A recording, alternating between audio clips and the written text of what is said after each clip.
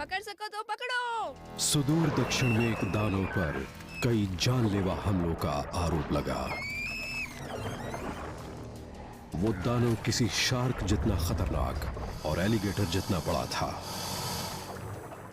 जहां भी एलिगेटर गार मछलियां मिलती हैं, वहां दानवों की कहानियां भी कही जाती हैं। सरकारी अधिकारियों ने कहा उसे बिजली के झटके से मार डाला जाए।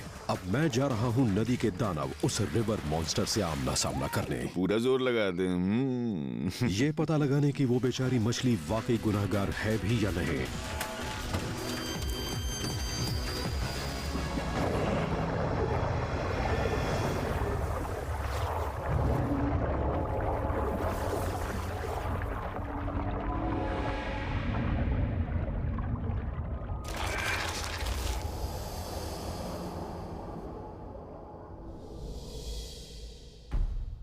मैं हूं जेरेमी वेड, एक मछुआरा, एक बायोलॉजिस्ट जिसे मीठे पानी के जीवों का जुनून है।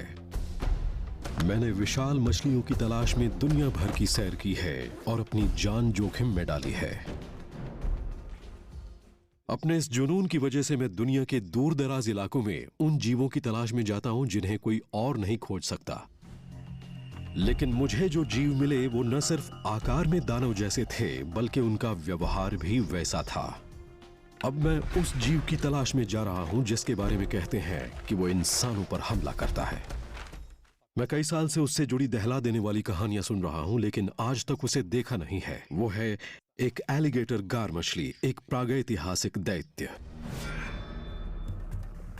अमेरिका में गार मछलियों की 5 प्रजातियां पाई जाती हैं। हर प्रजाति प्राचीन है। वो इस दुनिया में करीब 10 करोड़ साल से हैं। उनके अब तक बचे रहने की एक वजह तो है उनका शल्क, जो बहुत ही सख्त एनामल गैनोइन से बना होता है। अपने इसी कवच की बदौलत वो शिकारी डायनासोरों से भी बच गईं। लेकिन एलिगेटर गार तो इनमें भी सबसे अलग होती है। इसे ये नाम इसकी थूथन की वजह से मिला है। ये गार मछलियों में सबसे लंबी होती है और कुछ तो करीब 3.5 मीटर तक लंबी होती हैं। इनका वजन 180 किलो तक हो सकता है। इनकी एक और खूबी है जो इन्हें सबसे अलग करती है।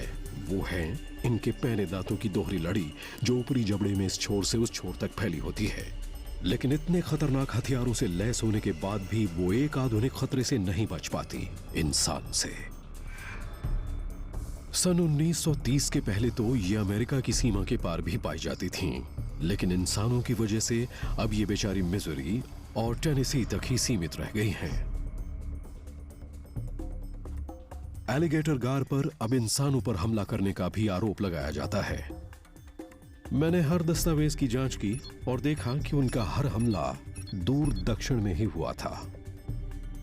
हालांकि वो अपने दांतों से किसी इंसान की जान ले सकती हैं, लेकिन मुझे ऐसा कोई सबूत नहीं मिला जिससे लगे कि वो वाकई मुजरिम हैं। अगर वाकई एलिगेटर गार ही लोगों पर हमला करने की दोषी थी, तो जाहिर था कि वो काफी बड़ी होंगी। मैंने विशेषज्ञों से बात की तो उन्होंने कहा कि इतनी बड़ी मछली मुझे टेक्सास में ही मिल सकती है। मैं अभी जा रहा हूं ट्रिनिटी नदी में, जो करीब 1125 किलोमीटर लंबी नदी है। यहां लोगों ने मेरे कद से भी लंबी गेटर मछली पकड़ी है। करीब जाने पर ज्यादा लंबी नजर आती है ना। अपनी मदद के लिए मैं अपने साथ बबा बेदरे को ले जा रहा हूं। ये 50 किलो से भी ज्यादा भारी मछलियों को ढूंढने में माहिर है। ये उन्हें कभी कभी खाने के लिए पकड़ते हैं, लेकिन ज्यादातर तो तीर से मारकर उन्हें यादगार के तौर पर रखने के लिए पकड़ते हैं। लेकिन मैं उस मछली को दीवार पर सजाने के लिए नहीं पकड़ने जा रहा। मैं तो उसे पकड़कर यह पता लगाऊंगा कि वो वाकई गुनाहगार है या नहीं। बबा मुझे ट्रिनिटी नदी में उस जगह पर ले जा रहे हैं जहां बड़ी गार मछली मिलने की संभावना ज्यादा है।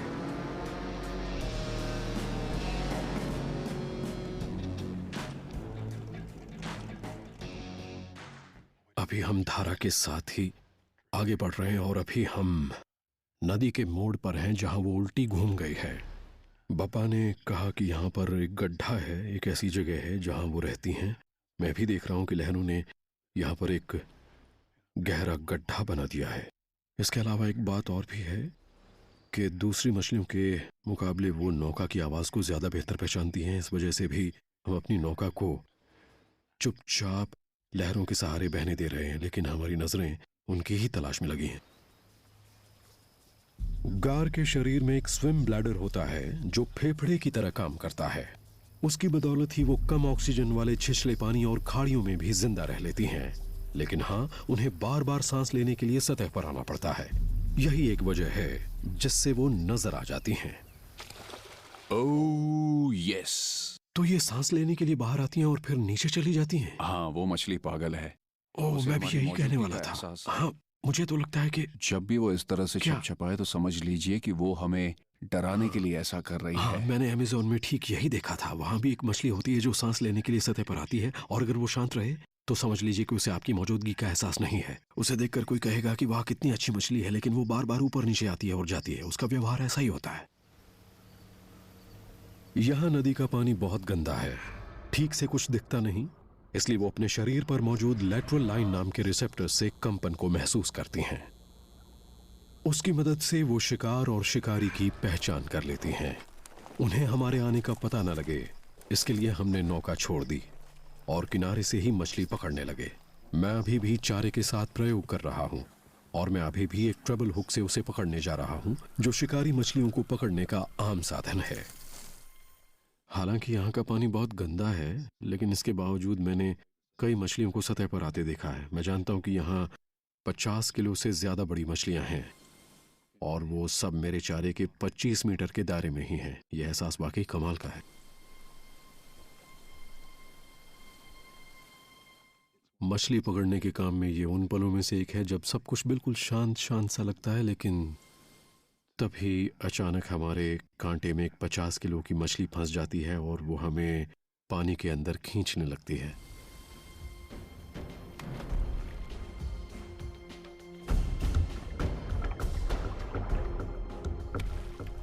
अगर टेक्सास की इस नदी में वाकई कोई बड़ी गेटर गार फंस जाती है तो वो इतनी आसानी से हार नहीं मानेगी।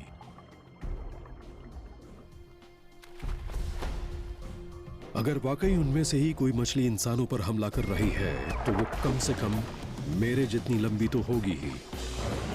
एक असली रिवर मॉन्स्टर।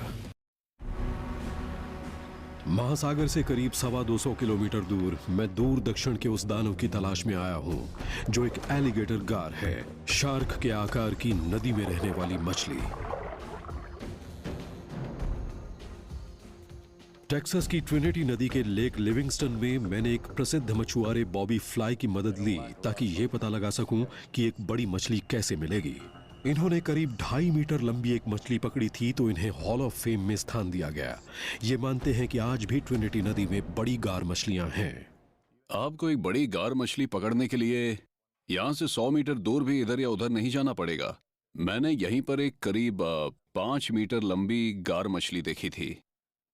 यहीं देखी थी? मैंने अपनी करीब 4.5 मीटर लंबी फ्लैट बॉटम नौका को विलो के पेड़ से बांध रखा था, तभी वो अचानक मेरे पास आई। वो मेरे बगल में ही सतह पर निकली। जब मैंने अपनी नौका के आगे और पीछे देखा तो पाया वो मछली मेरी नाव से भी लंबी थी। मैं फौरन हरकत में आया, मैंने रस्सी खोली और घर लौट गया। वहां 2 पल भी नहीं रुका। लेकिन ये वाकया है सन 1987 का, और उन्होंने अपनी मछली पकड़ी थी सन 1991 में।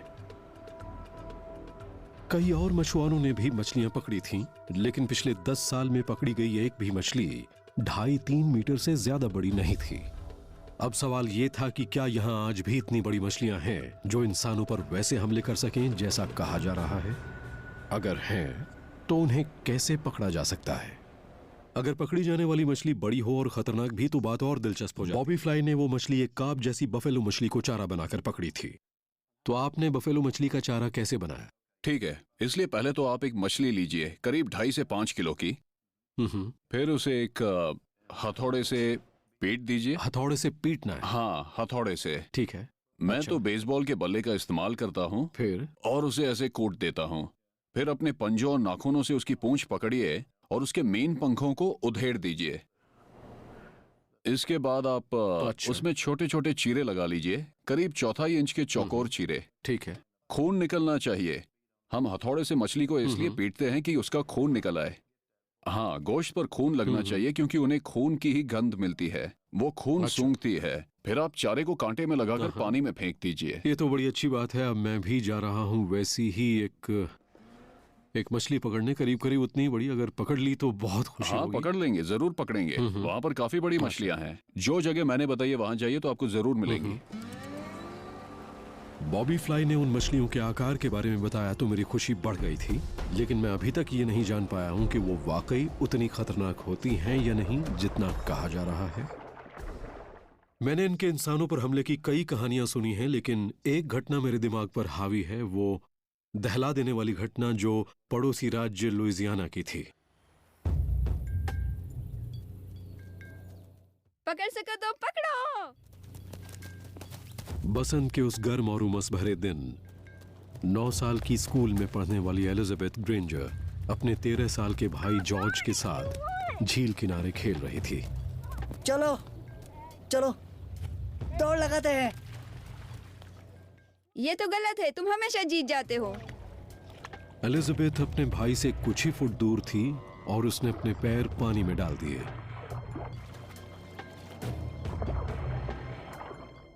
तुम बेईमानी करते हो, हमेशा जीत जाते हो।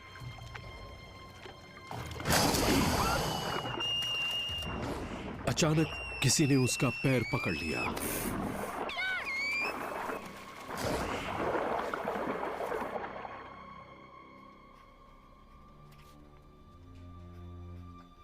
डॉक्टर रॉबर्ट बी पेन करीब 40 साल से डॉक्टर हैं, लेकिन इन्होंने भी ऐसे जख्म कभी नहीं देखे थे। ये क्या है? बाप रे! अखबारों में छपी खबर के मुताबिक जॉर्ज का दावा था कि उसकी बहन को 2.25 मीटर लंबी किसी चीज ने पकड़ा था, अच्छा, जो एक गारफिश थी।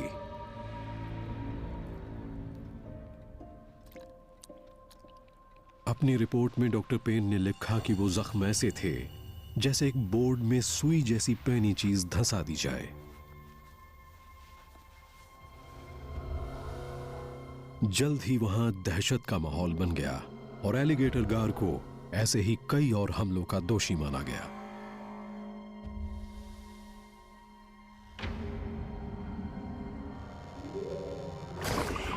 हालांकि इस घटना का पूरा ब्यौरा मिला था, पर हमलावर की पहचान एक 13 साल के बच्चे के बयान के आधार पर की गई थी।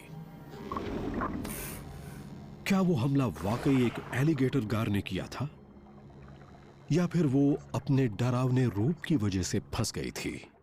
वो पश्चिम की ओर हो सकती है। मैं पहुंचा मार्क स्पिट्जर के पास, जो एलिगेटर गार मछलियों के विशेषज्ञ हैं। वो कम से कम 1 इंच मोटी तो होगी। हाँ। तो क्या आपके हिसाब से भी ये गार मछली के हमले की आधिकारिक कहानी है? मैं तो मछलियों के इतिहास को देख रहा हूँ।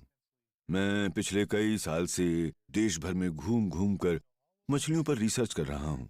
जहाँ भी एलिगेटर गार होती हैं, वहाँ दैत्यों की कहानियां भी होती हैं।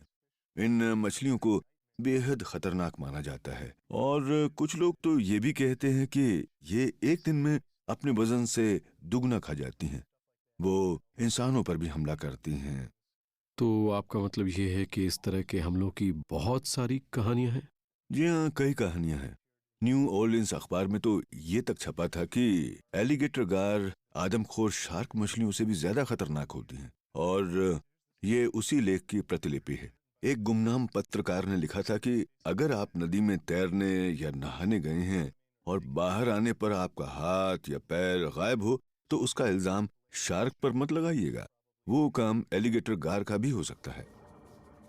यहाँ हकीकत खत्म हो जाती है और लोगों की कल्पनाएं और फंतासियां आकार लेने लगती हैं।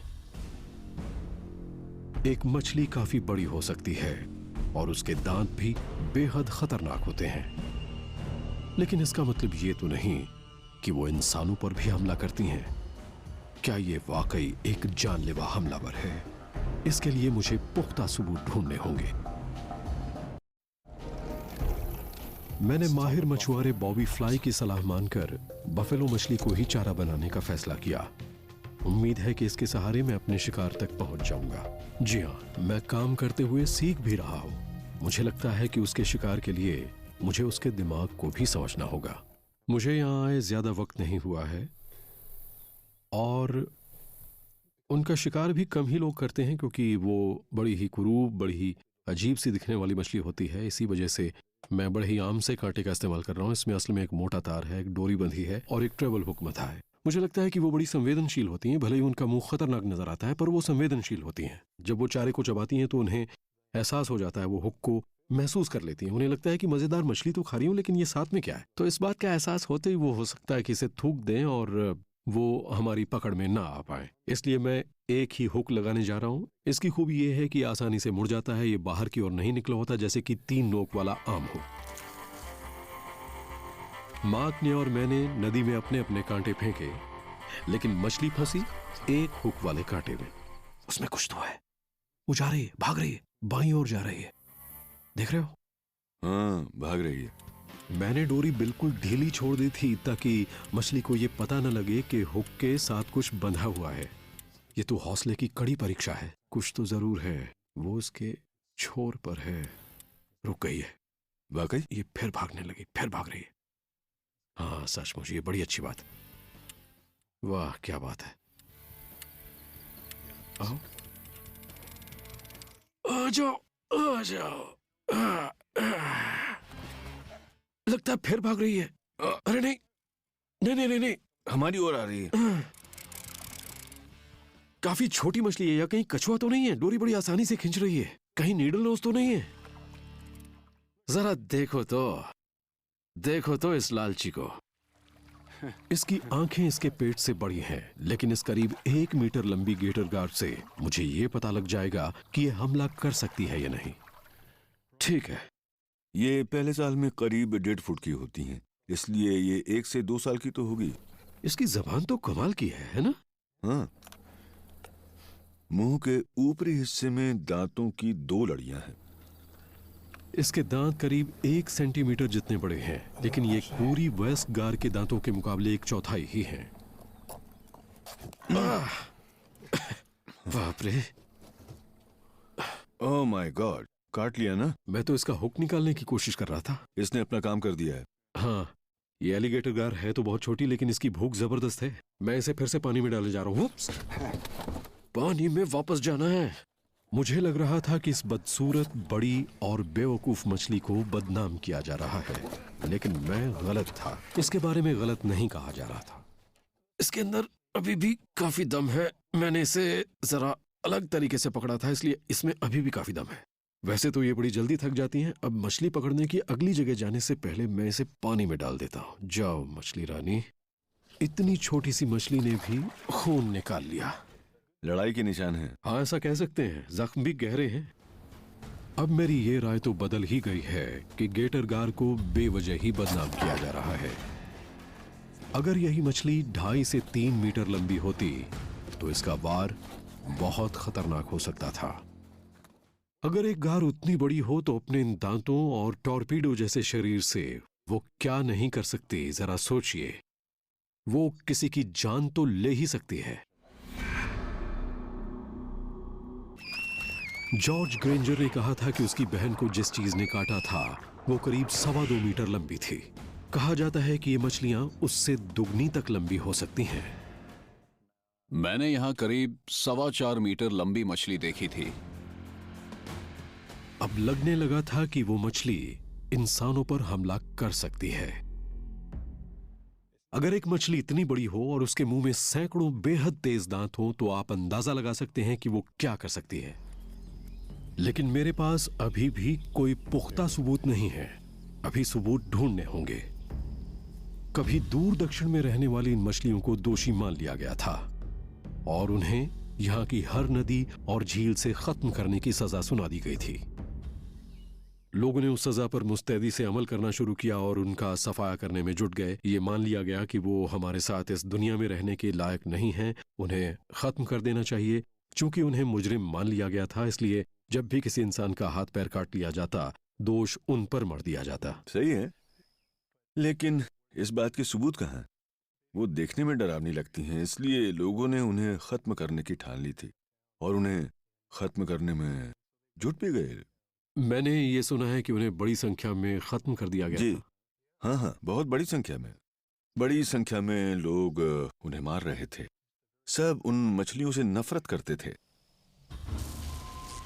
सन 1933 में टेक्सास गेम फिश कमीशन ने उन्हें खत्म करने का अभियान छेड़ दिया।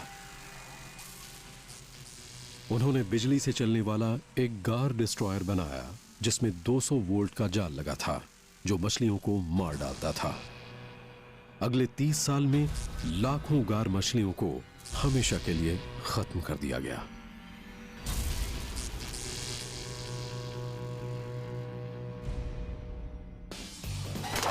उन एलिगेटर गार मछलियों को जिस क्रूरता से मारा गया उसे समझने के लिए हम आज भी उन्हें पकड़ने के तरीकों को देख सकते हैं।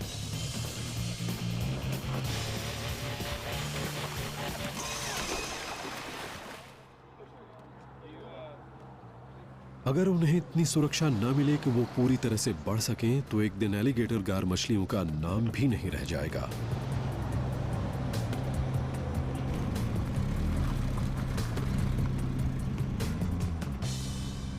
अब टेक्सास में पहली बार पार्क्स एंड वाइल्ड लाइफ अधिकारी ये पता लगाने की कोशिश कर रहे हैं कि आज गार मछलियों की आबादी कितनी है। ट्रिनिटी नदी के निचले इलाकों में हम अभी जग लाइंस यानी चारा लगे हुक लगा रहे हैं। हम यहाँ ज्यादा से ज्यादा गेटर गार मछलियां पकड़ना चाहते हैं। उन्हें पकड़कर इलेक्ट्रॉनिक टैग लगाए जाएंगे और फिर उन पर नजर रखी जाएगी। आप जरा ये पकड़ लीजिए। डॉक्टर डेव बकमायर इस परियोजना के प्रमुख हैं।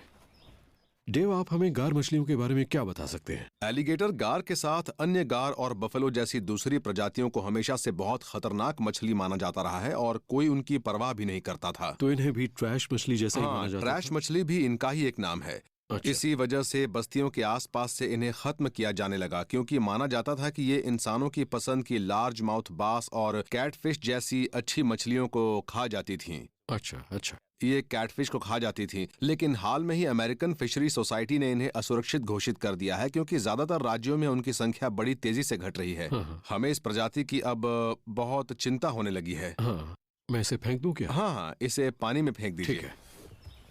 ये अपने आप ही खुल जाएगा ना? हाँ, जैसे ही चारा नीचे जाएगा ये खुल जाएगा। और नीचे जाकर ये तल पर ही पड़ा रहेगा? हाँ, बाहर नहीं आएगा? नहीं, ये तल पर ही पड़ा रहेगा। जब गार खाने आती है तो वो तल पर खाना ढूंढती है, अच्छा। चारा पकड़ लेती है और फिर 15-20 मिनट तक उसे लेकर भागती है। जब हमें लगता है कि उसने चारा निगल लिया है तो हम उसे खींच अरे लेते वाह, हैं। ये तो घूमने लगा है। हाँ, देखिए। लग रहा है वो फंस गई है। अभी तक ज्यादा रिसर्च तो नहीं हुई है, लेकिन एक अंदाजे के मुताबिक बहुत कम गेटर गार मछलियां ही अपनी अधिकतम आयु सीमा 60 साल तक पहुंच पाती हैं। जब हम वहां पर और कांटे लगाने लगे तभी नदी के दूसरे किनारे से बुलावा आ गया। हमने यहाँ पर कुछ और जाल लगाए हैं, लेकिन उस किनारे पर कुछ स्थानीय लोगों ने एक लंबी डोरी लगा रखी है जिसमें थोड़ी थोड़ी दूरी पर हुक लगे हुए हैं। उन्हें उसमें एक छोटी सी गार मछली मिली है, तो अब हम यहाँ पहली मछली को टैग लगाएंगे, फिर उसकी माप लेंगे। इसका टैग नंबर है 930 और 78।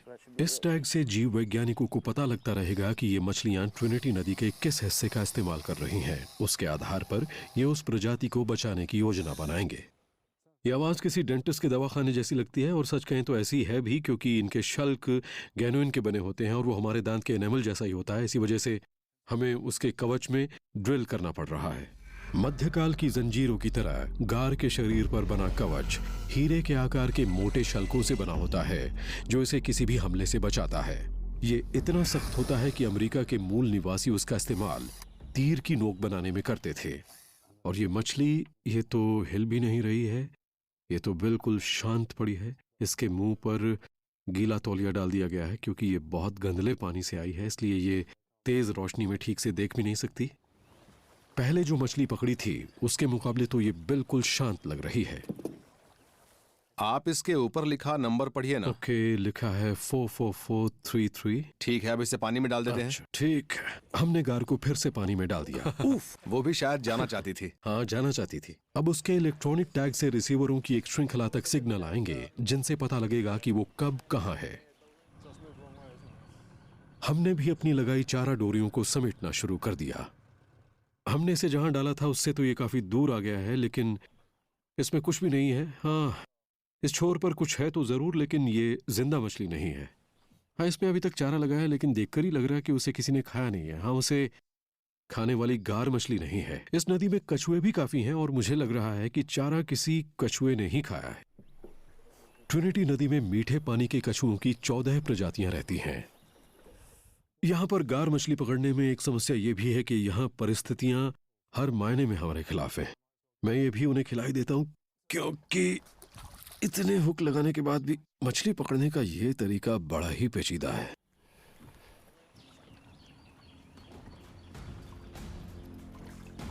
कई घंटों की मेहनत के बाद वैज्ञानिकों को कामयाबी मिल ही गई। जग लाइंस में तो कुछ नहीं मिला, लेकिन जाल में 2 फुट की एक गार फंसी थी। यहाँ भी किसी विशाल मछली के सुराग नहीं मिल रहे। बिल्कुल ठीक लग रहा है कि उन मछलियों की हालत जैसी सोची थी उससे भी ज्यादा बुरी है। पुराने जमाने में जब यहाँ उन मछलियों की भरमार थी तब वो मामूली से मामूली तरीकों से भी पकड़ी जाती थी, लेकिन अब मुझे लगने लगा है कि मुझे एक सटीक और सदा हुआ तरीका अपनाना पड़ेगा। मैं अभी एथेंस टेक्सास के एक एक्वेरियम में जा रहा हूँ जहाँ क्यूरेटर वेन हीटन ने कुछ गेटर गार पाल रखी हैं। मैं उन मछलियों के बारे में बहुत कुछ जानना चाहता हूँ। ये जानना चाहता हूँ कि उनके दांत क्या कर सकते हैं। ज्यादातर लोग तो यही मानते हैं कि ये भी शार्क की बहन लगती है और ये मीठे पानी में रहती भी है। ये नदी में रहती है इसलिए नदी में जाना मना है। अफसोस तो इस बात का है कि हम जिसके बारे में नहीं जानते उसके बारे में बुरे से बुरा ही सोचते हैं। जब भी हम किसी 2-2.5 मीटर की गार को सतह पर देखते हैं तो हमारे दिमाग में सबसे पहले यही आता है कि नहीं, मैं तो नदी में नहीं जाने वाला। और फिर उनके दांत हमारे दांतों जैसे नहीं होते, वो भोतरे नहीं होते।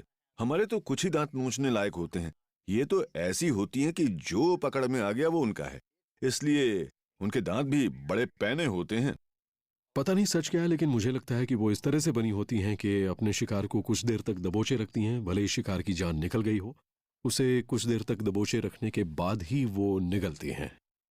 जब ये अपने शिकार को पकड़ती हैं तो इस बात का पूरा ध्यान रखती हैं कि उसे निगल भी सकें, और इसी वजह से वो अपने शिकार को कुछ देर तक दबोचे रखती हैं। और उसके बाद जब वो उसे निगलने का फैसला कर लेती हैं तो पहले तो उसे अपने मुंह में इधर से उधर घुमाती हैं, फिर उसे निगल लेती हैं। लेकिन एक बात तो है, भले ही उनका मुंह बहुत बड़ा होता है, लेकिन अपने शिकार को खाने का ये तरीका बड़ी ही धीमी गति से होता है। जी हाँ, वो अपने शिकार को बहुत आराम से खाती हैं।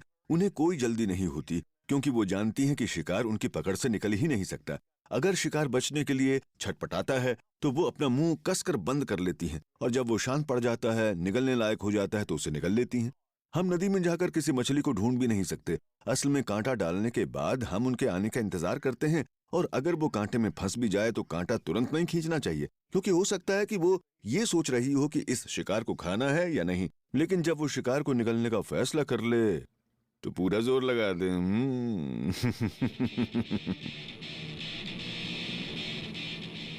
जब ये पता लग गया कि मुझे उन्हें पकड़ने के लिए सब्र और सावधानी से काम लेना होगा तो मैंने एक माहिर मछुआरे मार्क माल्फा को अपना गाइड बना लिया। ये मुझे ट्रिनिटी नदी में एक बिल्कुल अलग जगह पर ले जाएंगे। ध्यान देने वाली बात, तब तक अपना कांटा नहीं खींचना है जब तक ये यकीन न हो जाए कि गेटर गार ने चारा ठीक से निगल लिया है। वहां जरूर कोई मछली है। सही कहा। नहीं, कुछ नहीं है।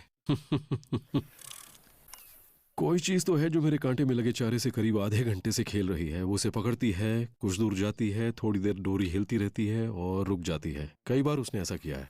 वो ज्यादा दूर भी नहीं है। कई बार सोचा कि कांटे की डोरी लपेट लूं। उसे लपेटना शुरू भी किया ताकि ये महसूस कर सकूं कि मछली फंसी है या नहीं, लेकिन पता लगा कि मछली नहीं फंसी थी, सिर्फ चारा ही बाहर आ रहा था। ये सिलसिला पिछले आधे घंटे से चल रहा है। मैं तीर कमान वाली स्थानीय तकनीक से उनका शिकार जल्दी और ज्यादा आसानी से कर सकता हूं, लेकिन मैं ऐसा करना नहीं चाहता। मैं किसी मछली को नुकसान पहुंचाकर नहीं पकड़ना चाहता। लेकिन अब मेरा सब्र जवाब देने लगा है। आपको क्या लगता है वो चारा खा रही है? मैं थोड़ी देर उसे छोड़ देता हूं। हाँ, ऐसा लग रहा है वो पानी की धारा से भी तेज बह रहा है।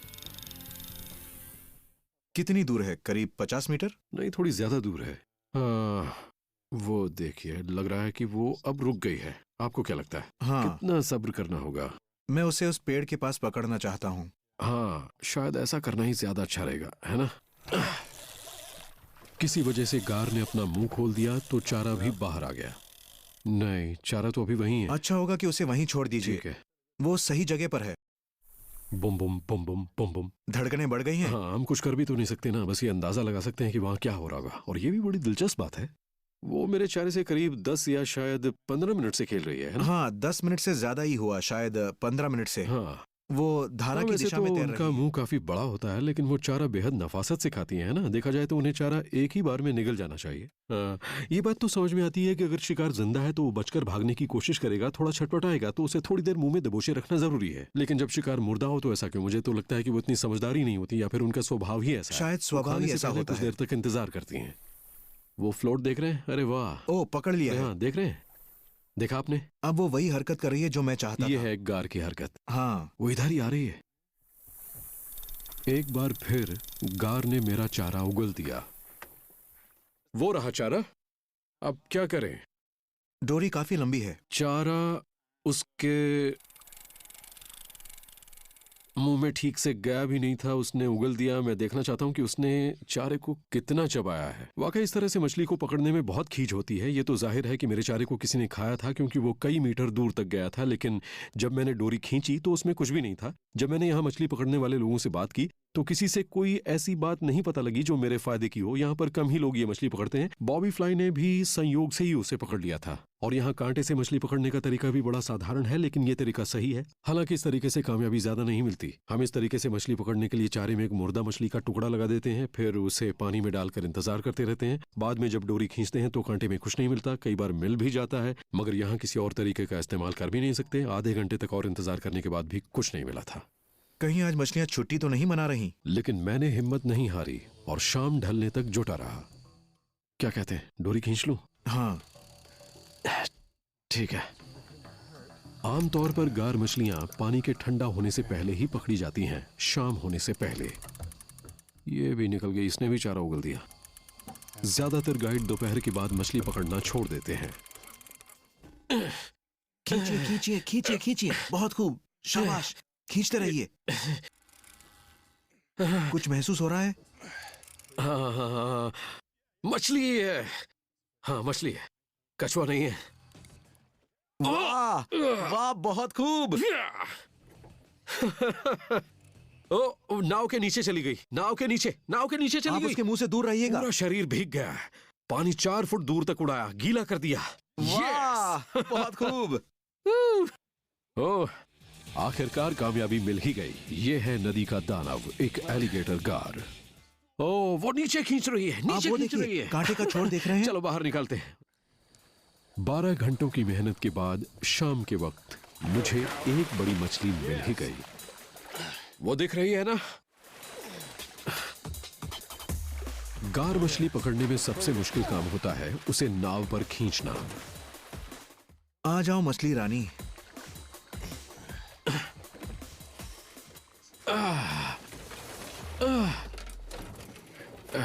ओ, क्या बात है। यही तो हमें चाहिए हाँ, थी। बहुत इंतजार करवाया। हम इसकी ही तलाश में थे। ये है एक सही आकार की मछली।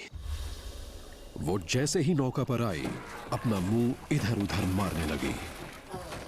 मैं इसकी छोटी बहन को अभी तक भुला नहीं पाया हूं। ये करीब 2.25 मीटर की तो है। Single hook, single hook. Single hook. हो गई वाह, कामयाब। हमने पकड़ लिया। शाबाश मार्क। ये वाकई कमाल की वूहू। है। ओके, आपके पास गोल्फ हैंडल है क्या? हाँ, ठीक है, इसे हम यहां पर रखते हैं। ठीक है। इस गार के दांत उस छोटी वाली गार के मुकाबले 1 सेंटीमीटर ज्यादा लंबे हैं जिसने मुझे काटा था। ये तो करीब 60 किलो की है। बहुत खूब, बहुत खूब। वाह।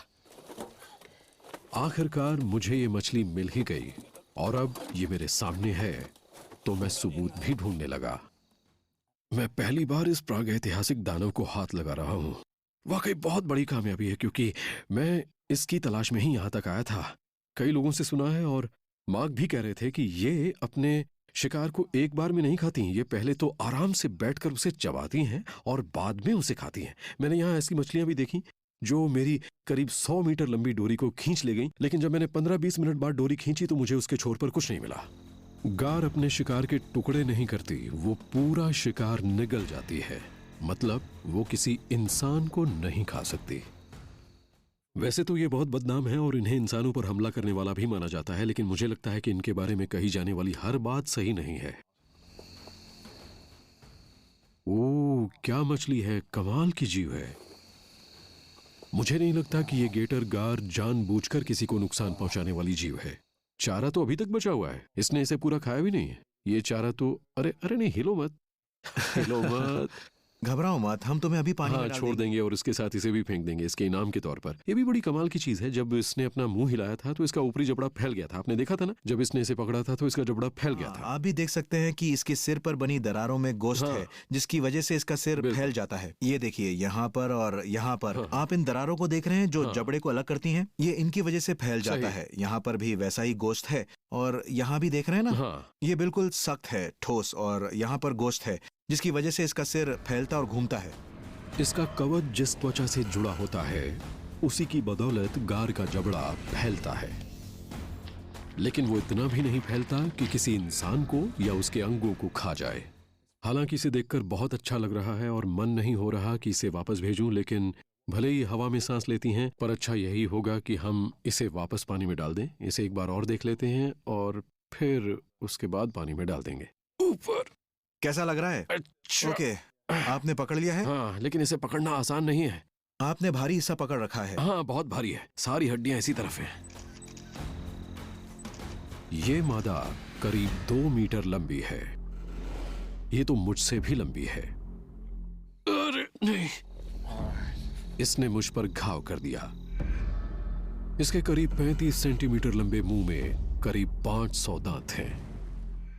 इसके सिर्फ दांत ही नहीं बल्कि इसके शल्क भी इंसान की त्वचा को काट सकते हैं। सही कह हाँ, रहे मेरा हैं। हाथ इसके वजन से कटा है, इसके शल्क से। ये मेरे हाथ में फिसल रही थी पीछे की ओर। अगर ये उस तरफ जाती तो कुछ नहीं होता, लेकिन ये इधर आई। इसके तिकोने शल्क से मेरा हाथ कट गया है, वो धंस गया था। अमेरिका के मूल निवासी तो इनके शल्क से तीर की नोक बनाते थे और अब मेरी समझ में उसकी वजह भी आ गई है। देखिए इसके शल्क से मेरा हाथ कितना कट गया है। अब क्या करना है?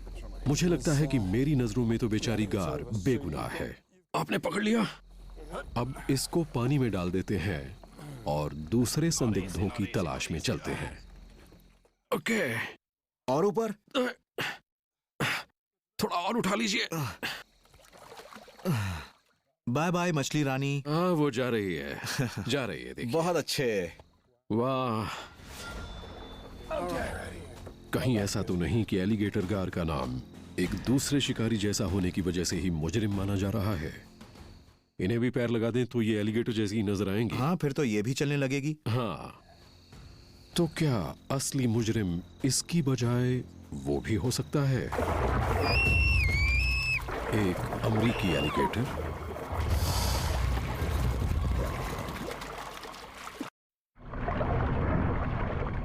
कई साल एक तरफा बयान सुनने के बाद अब जूरी को गेटर गार के जुर्म के बारे में अपने फैसले पर दोबारा विचार करना होगा। मुझे लगता है कि कई हादसों का असली गुनहगार गार नहीं बल्कि कोई और जीव है। जिन नदियों और झीलों में वो रहती हैं, उनमें ही अमेरिकी एलिगेटर भी रहते हैं। वो सिर्फ इनके इलाकों में ही नहीं रहते, उनके दांत भी ऐसे ही होते हैं। उनके आकार और थूथन को देखकर कोई भी दोनों के बीच अंतर करने में गलती कर सकता है। मैं अभी सदर्न टेक्सास के इस एलिगेटर पार्क में आया हूं उन जीवों को देखने जिनकी वजह से बेचारी एलिगेटर गार मछलियां बदनाम हो गई। क्योंकि मेरा दिल कह रहा है कि एलिगेटर गार को किसी और के जुर्म की सजा भुगतनी पड़ रही है। मेरी नजरों में असली मुजरिम तो ये हैं। मैं यहाँ पर इन एलिगेटरों के हथियारों को देखना चाहता हूँ और मैं इसकी पूरी कोशिश करूंगा कि यहीं इन्हें हरकत में भी देख लूं, लेकिन इस काम के लिए मैं गैरी की मदद लूंगा। गैरी सॉरिज को गार मछलियों के सुरक्षा साधनों की खासी जानकारी है। बिल्कुल, ये तो मुझे लगता ये है एक कि मछली और एलिगेटर के व्यवहार के अहम फर्क को अच्छी तरह समझते हैं। आ जाओ, आ जाओ। आप देख सकते हैं कि एक इतना बड़ा जीव बड़ी आसानी से किसी इंसान को शिकार बना सकता है। ये छिप कर नजर रखते हैं, बड़े सब्र वाले होते हैं। और कोई नहीं जानता कि ये हर साल कितने लोगों की जान ले लेते हैं। ये है अमेरिका का सबसे बड़ा शिकारी ठीक हमारे सामने।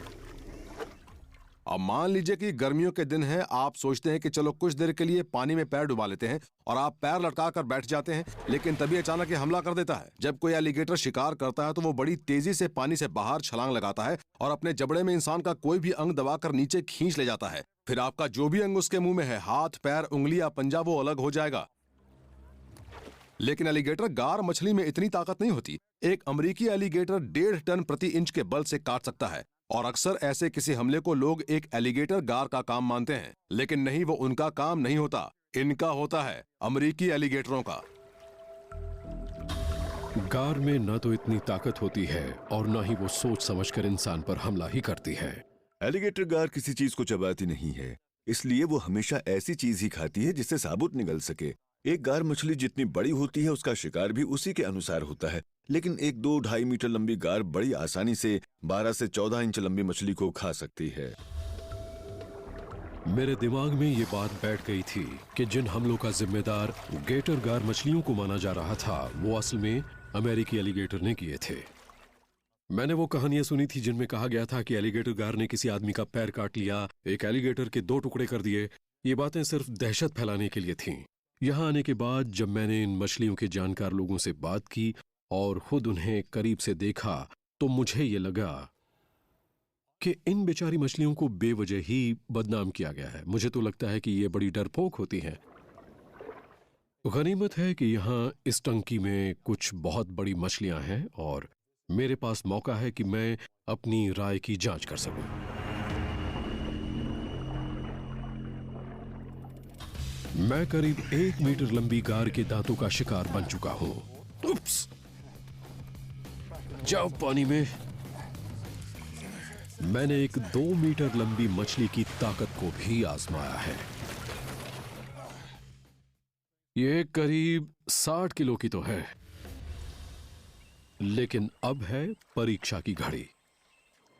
इस बार मैं जा रहा हूं गार मछलियों की दुनिया में, पानी के नीचे।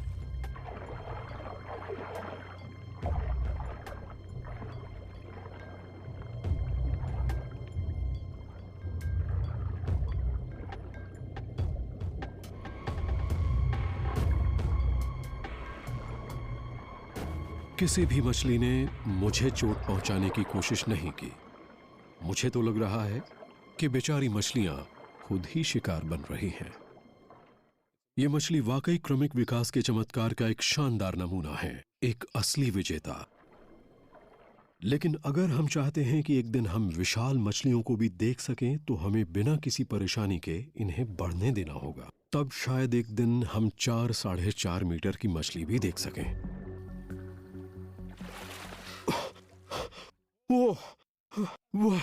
वो एहसास वाकई कमाल का था।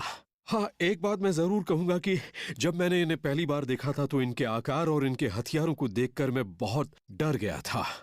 लेकिन मुझे लगता है कि ये बेचारे जीव हमारी बहुत बड़ी गलतफहमी का शिकार हैं और हमें इन्हें और बेहतर तरीके से समझने की जरूरत है।